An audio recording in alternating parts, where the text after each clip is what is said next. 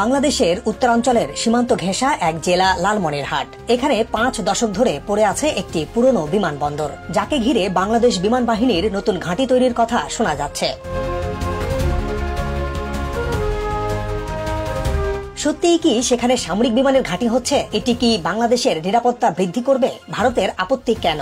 এই অঞ্চলের জটিল ভূকৌশলগত হিসাবই বা কি? ঘাঁটি তৈরি করলে সম্ভাব্য কোন কোন দেশ বিনিয়োগ করতে পারে? আজ আমরা এই প্রশ্নগুলোর উত্তর খুঁজব।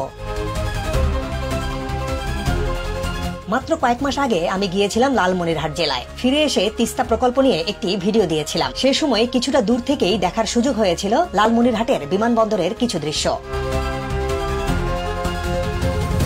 ছোট্ট এক জেলা লালমনিরহাট, সদরের মূল সড়কের পাশেই বিশাল বিস্তৃত জায়গা নিয়ে অবস্থান বিমানবন্দর ও বিমান বাহিনীর অবকাঠামোর।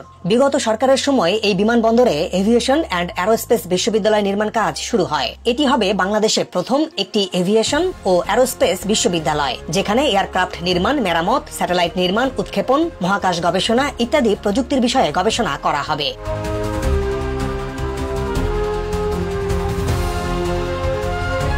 গুগল আর্থ ধরে এর বর্তমান অবস্থার কিছু দৃশ্য এভাবেই দেখা যায়। লালমনিরহাট বিমান ঘাঁটির শুরুর ইতিহাস মূলত ব্রিটিশ ভারতের সময়ের। 1939 থেকে 1945 সালে দ্বিতীয় বিশ্বযুদ্ধ চলাকালে ব্রিটিশরা লালমনিরহাটকে একটি সামরিক বিমান ঘাঁটি হিসেবে ব্যবহার করেছিল। সে সময় এটি মূলত জাপানি আগ্রাসন এবং বার্মা অর্থাৎ বর্তমান মিয়ানমারের দিকে নজরদারির জন্য গুরুত্বপূর্ণ ভূমিকা পালন করে এই ঘাঁটি।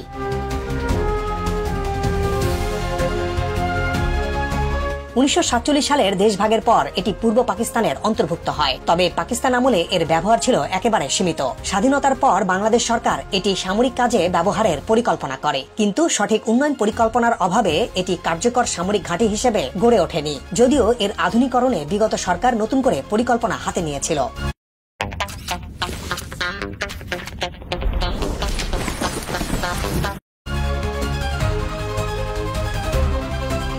ভারত চীন সীমান্ত ঘিরে প্রায়ই আলোচনায় উঠে আসে শিলিগুড়ি করিডোর। এটি চিকেন নেক হিসেবে পরিচিত।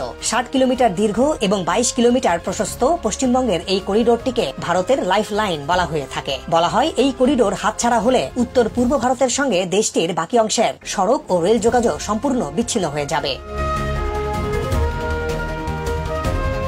2021 সালে ভয়েস অব আমেরিকা বাংলার এক প্রতিবেদন থেকে জানা যায়, চীন চাইছে এই করিডোরটি ভেঙে দিতে। ভারতও এই বিষয়ে সতর্ক, বাড়িয়েছে দ্বিগুণ নিরাপত্তা। কৌশলগতভাবে ভারত এই অঞ্চলে বাগডোগরা ও হাসিমারায় দুটি বিমান ঘাঁটি তৈরি করেছে। এর উদ্দেশ্য হচ্ছে করিডোরের পূর্ব এবং পশ্চিম প্রান্তকে অতিরিক্ত সুরক্ষা দেয়া, আর এই করিডোরের একেবারে পশ্চিম অংশেই বাংলাদেশের অবস্থান। বাংলাদেশ ও ভারতের সাম্প্রতিক টানাপোড়েনের ভেতরেই ভারত হাসিমারা এয়ারবেজে স্বল্প পাল্লার ক্ষেপণাস্ত্র বসিয়েছে, যা তাক করা আছে বাংলাদেশের দিকে। এখন প্রশ্ন হচ্ছে, বাংলাদেশ সীমান্তের একেবারে কাছে ভারত দুটি বিমান ঘাঁটি তৈরি করলেও ভারতের চিকেন নেক থেকে 160 কিলোমিটারের বেশি দূরত্বে লালমনিরহাটে বাংলাদেশ সামরিক বিমান ঘাঁটি করলে ভারতের আপত্তি কেন? প্রশ্ন হচ্ছে, বাংলাদেশ কি এখন সত্যি এখানে একটি বিমান ঘাঁটি করতে যাচ্ছে? এই প্রসঙ্গে একটু পরে আসছে।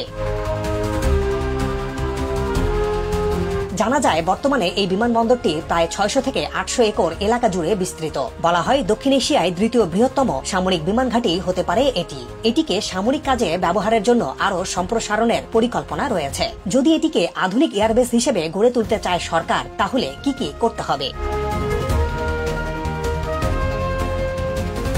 এক, রানওয়ে উন্নয়ন। এখানকার বর্তমান রানওয়ে প্রায় 2300 মিটার, কিন্তু একটি বড় সামরিক বিমান ওঠানামার জন্য প্রয়োজন হবে অন্তত 3000 মিটারের রানওয়ে। 2, সেনা স্থাপনা। সেনাদের জন্য আবাসিক, প্রশিক্ষণ কেন্দ্র এবং জরুরি পরিস্থিতিতে কার্যক্রম পরিচালনার জন্য বিশেষায়িত ভবন তৈরি করতে হবে। 3, রাডার ও নজরদারি সিস্টেম। আধুনিক রাডার এবং স্যাটেলাইট যোগাযোগ ব্যবস্থা স্থাপনের মাধ্যমে এই ঘাঁটির নজরদারি সক্ষমতা বৃদ্ধি করতে হবে।